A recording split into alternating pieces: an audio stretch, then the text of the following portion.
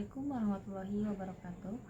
Perkenalkan, nama saya Nahla Kamalia dengan NIM 231010505491. Di sini saya akan menjelaskan bab 5, yaitu tentang aplikasi Total Quality Management dalam manajemen perusahaan. Yang pertama ada filosofi Total Quality Management. Menurut Ciptono dan Diana, ada 3 tahap pengembangan konsep kualitas. Di sini era craftsmanship, yaitu individu yang sangat terampil mengerjakan semua tugas yang dibutuhkan untuk menghasilkan produk atau jasa yang berkualitas. Dengan demikian, peran pemimpin, tugas operasional, dan pengendali kualitas ditumpuk satu orang. Pendekatan Taylor mengganti craftsmanship dengan pembagian tugas, division of labor. Manajemen diberi tanggung jawab perusahaan perencanaan, sedangkan bagian operasi ditangani oleh kerja atau buruh.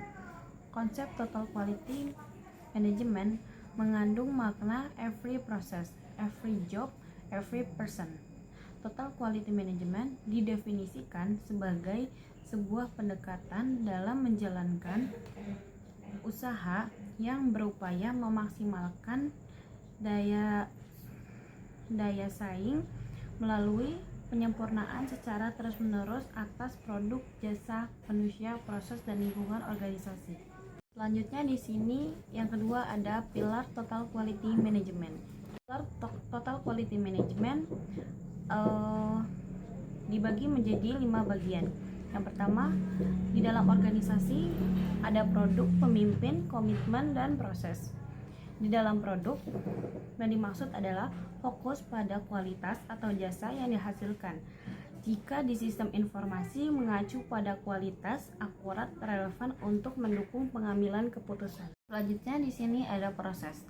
Dalam Total Quality Management menekankan pada perbaikan terus-menerus terhadap proses bisnis. Dalam sistem informasi, proses penyimpulan data, pengolahan, penyimpanan, dan distribusi informasi. Selanjutnya ada organisasi. Dalam Total Quality Management menyangkut struktur organisasi, budaya, sumber daya manusia. Dalam sistem informasi melibatkan struktur Departemen IT, peran dan tanggung jawab. Peran tanggung jawab masing-masing individu, budaya yang mendukung penggunaan teknologi informasi. Selanjutnya ada kepemimpinan. Dalam Total Quality Management, kepemimpinan sangat kuat untuk mendorong komitmen terhadap kualitas suatu organisasi. Dalam sistem informasi, peran pemimpin IT sangat krusial dalam mengarahkan pengembangan dan implementasi sistem informasi yang berkualitas. Selanjutnya ada komitmen. Dalam Total Quality Management, komitmen terus-menerus nyata dan penting untuk keberhasilan Total Quality Management. Dalam sistem informasi, seluruh anggota organisasi harus berkomitmen untuk menggunakan sistem informasi secara efektif dan efisien. Di sini adalah kendala-kendala potensial penerapan Total Quality Management. Dengan menerapkan Total Quality Management, perusahaan diharapkan mampu meningkatkan kepuasan konsumen melalui perbaikan kualitas produk dan meningkatkan kepuasan karyawan. Kegagalan sebuah perusahaan dalam menerapkan Total Quality Management bukan disebabkan oleh filosofi yang salah, tetapi disebabkan kesalahan pada metode dan strategi penerapannya. Contohnya, Xiaomi targetnya harga yang murah dan kualitas yang pada umumnya.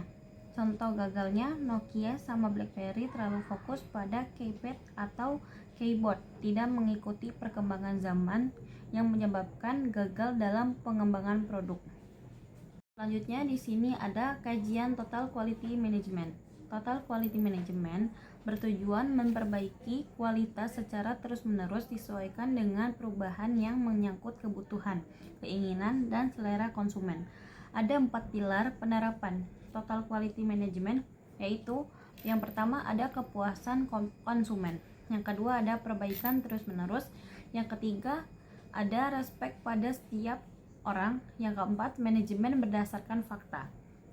Selanjutnya, yang kelima, di sini ada elemen-elemen pendukung total quality management. Pertama, di sini ada fokus pada pelanggan.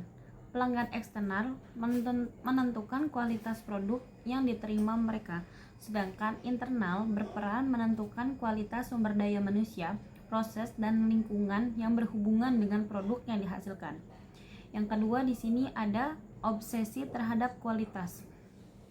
Organisasi harus memiliki obsesi terhadap kualitas untuk memenuhi atau melebihi kualitas yang telah ditentukan pelanggan dengan melibatkan secara efektif serta semua pekerja di berbagai tingkatan. Yang ketiga, di sini ada pendekatan ilmiah. Menyangkut desain pekerja, proses pengambilan keputusan pemecahan masalah harus didasarkan kaidah ilmiah yang baik, dipertanggungjawabkan dan diterima semua pihak yang terlibat.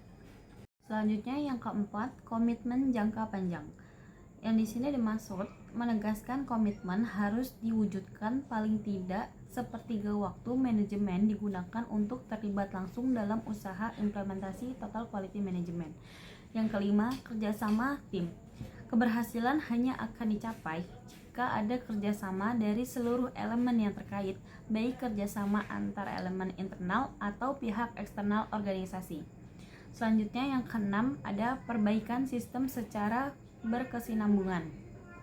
Di sini, sistem yang ada perlu terus diperbaiki agar selalu mendukung upaya pencapaian kualitas. Selanjutnya, yang ketujuh, ada pendidikan dan latihan. Dengan adanya pelatihan, para pekerja akan selalu siap menghadapi berbagai perubahan. Komitmen pekerja yang meningkat, mereka akan memiliki rasa percaya diri. Selanjutnya, yang ke-8, ada kebebasan yang terkendali. Kebebasan dan keterlibatan para pekerja harus didasari dengan rentang kendali yang terarah agar keterlibatan mereka selalu mengacu pada standar proses yang ditentukan. Selanjutnya, yang ke-9, kesatuan tujuan. Kesatuan tujuan ini bukan berarti bahwa harus selalu ada persetujuan atau kesepakatan antara pihak manajemen dan pekerja mengenai upah dan kondisi kerja. Yang 10, adanya keterlibatan dan pemberdayaan pekerja. Pemberdayaan pekerja terhadap para pekerja dapat diartikan sebagai pemberian wewenang dan kekuasaan kepada mereka dalam pengambilan keputusan, kontrol terhadap pekerjaan mereka, dan mempermudahkan dalam memuaskan pelanggan. Yang keenam, ada kendala-kendala penerapan total quality management. Total quality management merupakan suatu pendekatan baru dan menyeluruh yang membutuhkan perubahan total atas paradigma manajemen tradisional, komitmen jangka panjang, kesatuan tujuan, dan pelatihan khusus. Ada 17 faktor yang menjadi kendala potensial penerapan total quality management, terangkum 4 kelompok, yaitu kendala pekerja dan budaya. Selanjutnya, kendala infrastruktur. Selanjutnya ada kendala manajerial dan kendala organisasional. Penerapan total quality management menuntut adanya komitmen yang tinggi dari para manajer. Penerapan total quality management memerlukan keterlibatan aktif para pekerja, tetapi keterlibatan para pekerja tidak akan mampu mendukung keberhasilan penerapan total quality management jika tidak diadakan pelatihan yang memadai bagi mereka. Penerapan total quality management mengharuskan perusahaan memiliki ukuran dan alat ukur yang akurat. Perusahaan memerlukan pengukuran yang relevan dengan upaya perbaikan kualitas. Keterikatan TGM dan KWL dalam perusahaan. KWL mempunyai kultur berbasis keterlibatan dalam KWL terletak sumber utama kesulitan penerapan total quality management. Perubahan kultural diidentifikasikan sebagai permasalahan utama. Hambatan kultural mempunyai ketidaksamaan hubungan fungsional. Komunikasi yang buruk di antara fungsi organisasi dan sikap manajemen terhadap staf yang menyebabkan staf seolah-olah tidak mampu berpikir.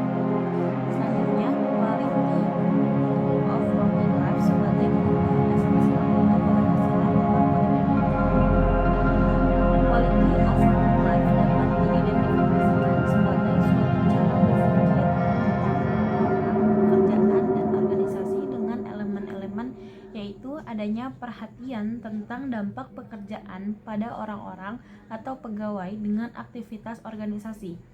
Adanya gagasan partisipasi dalam pemecahan masalah organisasi dan pembuatan keputusan.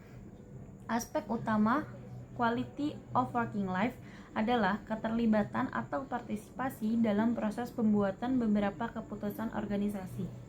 Hal ini tidak berarti bahwa semua orang dilibatkan dalam proses pembuatan beberapa keputusan organisasi yang mempengaruhinya. Sebuah kultur kerja dengan strategi keterlibatan seluruh unsur organisasi memiliki 5 karakteristik. Pertama, di sini terdapat pendelegasian yang memberikan tanggung jawab untuk melakukan tindakan pengambilan keputusan kepada individu yang memiliki informasi relevan dan tepat waktu serta memiliki keterampilan. Yang kedua, terdapat kerja tim yang melintas batas fungsional dan melibatkan orang yang tepat. Yang ketiga, pemberdayaan sumber daya manusia yang memberikan peluang dan menghargai kontribusi sumber daya manusia.